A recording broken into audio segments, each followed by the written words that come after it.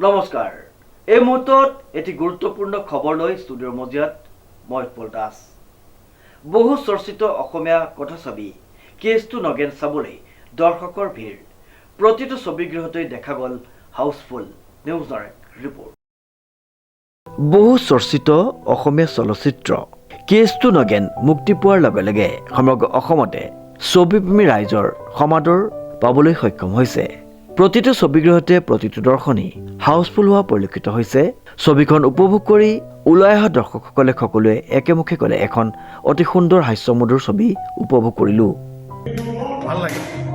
all the best উল্লেখযোগ্য যে RKZ films নিবেদন ধনজিৎ দাস পৰিচালিত এখন হাস্যৰসিক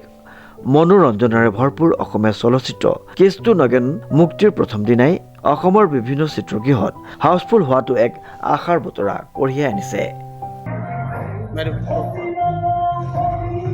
কেনে পালে কওক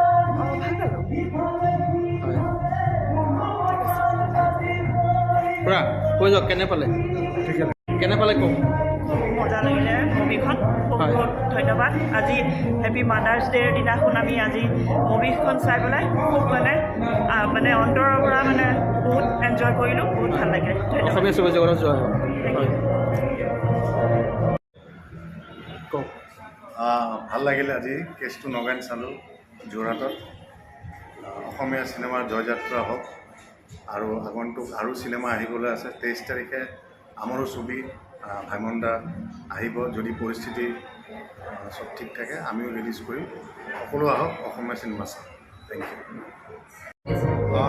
ভাল লাগিল দেই হয় হাঁহি মধুৰ আৰু গাঁৱলীয়া পৰিৱেশ এটা সম্পূৰ্ণ গাঁৱলীয়া পৰিৱেশ এটা দেখুৱাইছে লোক বেয়া সেইটো দেখুৱাইছে সকলোৱে এক্টিং বহুত বঢ়িয়া হৈছে